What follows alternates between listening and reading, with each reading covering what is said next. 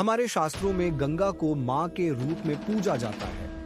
लेकिन क्या आपने कभी सोचा है कि ऐसी कौन सी परिस्थिति थी कि गंगा माता ने अपने ही 7 पुत्रों को बहा दिया था और उनके 8वें पुत्र, जिन्हें हम भीष्म पितामह के नाम से जानते हैं, ने इतिहास में क्या भूमिका निभाई? आज हम आपको महाभारत के एक अनछुए पहलू में ले चलेंगे, जहां गंगा और उनके पुत्र भीष्म पितामह की अनोखी कहानी है।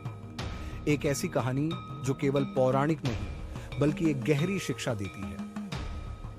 पौराणिक कथाओं के अनुसार गंगा माता की कहानी का आरंभ एक शाप से हुआ था। सप्तर्षियों में से एक वशिष्ठ मुनि के श्राप के कारण 8 वसु, जो स्वर्ग के दिव्य लोक के निवासी थे, पृथ्वी पर जन्म लेने को मजबूर हुए। वसु बहुत ही शक्तिशाली दिव्यात्माएं थीं, परंतु उन्होंने एक बार देवी सरस्वती के श्राप से बचने के लिए मुनि वशिष्ठ के आश्रम से उनकी दिव्य गाय को चोरी करने का प्रयास किया। इससे क्रोधित होकर वशिष्ठ ने उन सभी को पृथ्वी पर जन्म लेने का श्राप दिया।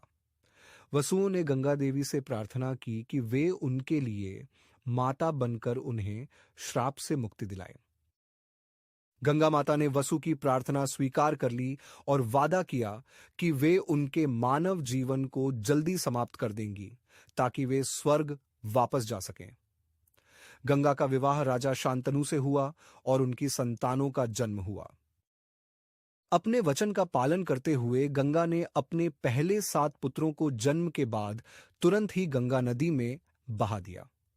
यह उनके प्रति एक करुणा थी, न कि क्रूरता, क्योंकि गंगा जानती थीं कि ये वसु उनके श्राप के कारण पृथ्वी पर आए थे और उनका समय शीघ्र समाप्त होना चाहिए, ताकि वे स्वर्ग में पुनः स्थापित हो सकें।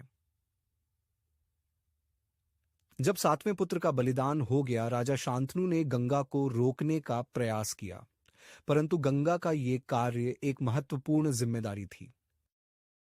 यह दृश्य बहुत मार्मिक था, जहां राजा एक पिता के रूप में असहाय थे, लेकिन गंगा अपनी प्रतिज्ञा निभा रही थीं।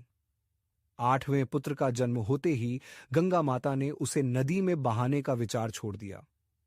ये पुत्र ही थे देवव्रत, जिन्हें आगे चलकर भीष्म पितामह के नाम से जाना गया। गंगा ने भीष्म को एक महान योद्धा और एक धार्मिक पुरुष के रूप में शिक्षित किया। देवव्रत ने अपनी माता और पिता के सम्मान में जीवन भर ब्रह्मचर्य का पालन करने का प्रण लिया और यहीं से उनका नाम भीष्म पड़ा, जिसका अर्थ है महान व्रतधारी। भीष्म पितामह की प्रतिज्ञा महाभारत में एक महत्वपूर्ण मोड़ बनती है। उन्होंने पिता के वचन के प्रति निष्ठा दिखाते हुए हस्तिनापुर के सिंहासन के उत्तराधिकारी होने का अधिकार त्याग दिया। यह बलिदान आज भी न केवल एक पुत्र का आदर्श रूप है, बल्कि एक महान योद्धा का भी, जो धर्म और सत्य की रक्षा के लिए जीवन भर खड़ा रहा।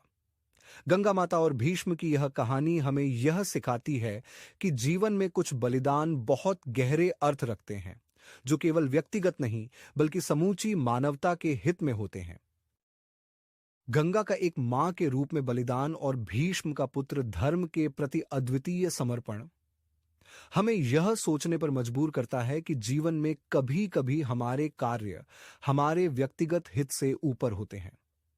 ये ऐसी कहानियां से हैं जो केवल महाभारत में नहीं, बल्कि हमारे जीवन में भी शिक्षा के रूप में छिपी हैं।